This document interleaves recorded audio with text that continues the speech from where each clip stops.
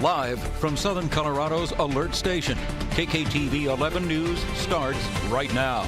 Good Wednesday afternoon. Thanks for joining us for a special digital version of 11 News at noon. I'm Lindsay Boach in for Melissa Henry.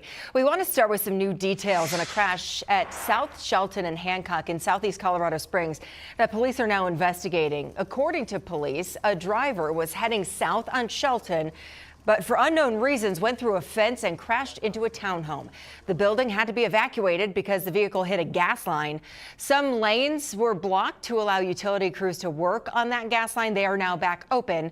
The woman whose townhouse was hit says her cat is missing. So if you find a cat in this area without a collar, you're asked to take it to the vet or call animal law enforcement.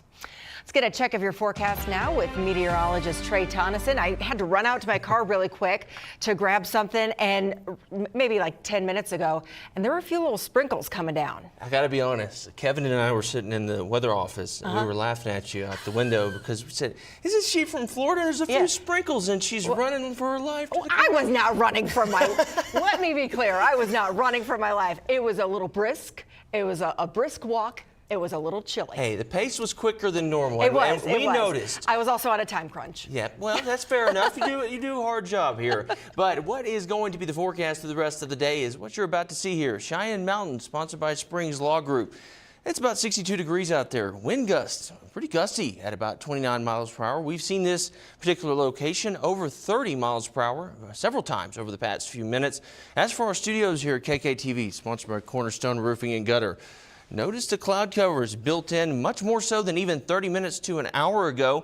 And as I just mentioned, one of the other reasons Kevin and I were looking out the windows so much is because you could see those clouds roll over the mountains really quickly this afternoon, and that has led to some changes in your forecast that we're going to get to momentarily. As for your weather headlines, we are alerting you first to a few changes in the forecast and a few things that will stay the same. Wednesday showers and thunderstorms continue, which is much needed moisture. Several rainy afternoons this week, which we're going to continue to touch on throughout today and into tomorrow in terms of your potential accumulation. As for now, though, that Doppler radar does show those showers starting to build. 7-day forecast, not bad by any means. It's warm, has a few dips and rises in temperatures, but I'd say it's all still warm in the grand scheme of things. Rainfall, though, is possible most of the next 7 days. All right, Trey, thanks. Now to the latest on a rally held yesterday outside of the El Paso County Sheriff's Office here in Colorado Springs. It was tied to this ICE raid on a nightclub that happened near South Academy.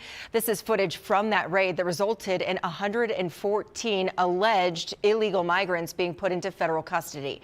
We have some video from that protest yesterday. Dozens gathered outside the sheriff's office to demonstrate their opposition to the operation. Demonstrators said that they wanted to hear from the sheriff about the operation, and they were looking for answers to their questions about why the sheriff's office is working with ICE. I hope he hears us, and I hope that he comes out and speaks to us, but that didn't happen today, so we're going to keep pushing at it and hold Sheriff Roybal accountable. Sheriff Joseph Roybal says that the sheriff's office discovered drugs, gang activity, and violence. He said in a statement, "I refuse to sit back and allow people to make law enforcement the villains. These same people want the community to believe those involved in illegal activity are victims." He goes on to say, criminals must not be allowed to hide behind the cloak of their immigration status as a shield from prosecution and accountability. The Teller County Sheriff's Office is speaking out against a bill that they say would limit their ability to cooperate with ICE on raids like the one we saw here in the Springs over the weekend. It's called the Protect Civil Rights Immigration Status. This bill would add more protections for those in Colorado who are in the country illegally. One of the changes in the proposed bill says peace officers or employees of a detention facility would be prevented from allowing federal immigration officials to go into parts of the facility that are not open to the public. Don't want us to transfer these criminals to federal agencies or to federal ICE members inside of our facilities. What that does, though, is it means that those people have to be targeted outside of our facilities, in local communities.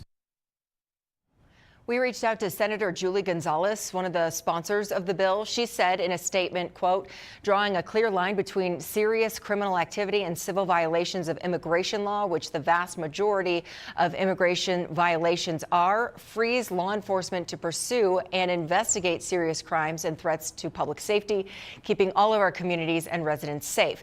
The House Appropriations Committee will be discussing the bill later this morning, or they have been discussing it today. Sheriff Mike has been a longtime proponent of local agencies working with ICE. He is running for governor. Parents in a local school district will have to start paying for a service many have had free for years. D2 says that they are no longer able to offer before and after school care at no cost for this next school year. They say this is because of a funding issue. In a statement sent to parents, the school district says, quote, like many public school districts across Colorado and the country, we are facing ongoing challenges with both state and federal education funding. The school district tells us each campus will still continue to have the child care services, just now at a cost.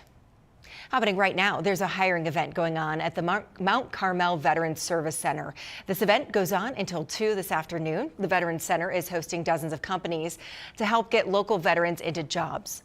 If you're interested in attending the event before it wraps up in less than 2 hours, they say dress to impress. It's always a good idea to bring multiple copies of your resume as well. You have 1 week to get your ticket for the St. Jude Dream Home giveaway and still be eligible to win a 5-person hot tub from Hanson Hot Spring Spas. Your $100 ticket purchase will go directly to St. Jude Children's Research Hospital. I went to Memphis to the hospital last month and met with a mom who says to her, St. Jude is everything. Lashaka's daughter, Alana, was 6 years old when she started complaining about back pain, and then she couldn't move her head. I took my 2 fingers. I didn't even push. I just put my 2 fingers on her forehead. And as soon as I touched on her forehead, she started screaming. And she said, Mommy, it's gonna hurt so bad. After an MRI, Alana was diagnosed with stage 4 Hodgkin's lymphoma. She underwent 6 rounds of intensive chemotherapy at zero cost to Lashaka. Money raised through campaigns like the St. Jude Dream Home giveaway go toward making sure that no parent has to worry about food, transportation, or treatment. And now, 7 years later, she's back to that active girl she was before diagnosis. Lashaka says that Alana plays piano, golf, volleyball, sings in the choir, and is involved in a few different clubs at school. Very busy girl. Wow. If you would like to help families like Lashaka and Alana and have a chance to win some great prizes like a brand new house, here's how you can get your ticket. Scan the QR code, call the 1-800 number 379-5217, or go to 11cares.com. And we're going to hear more from Lashaka coming up on 11 News at 4 as well. Absolutely. Thanks for joining us for this special digital edition of 11 News at noon. We'll see you back here at 4 o'clock.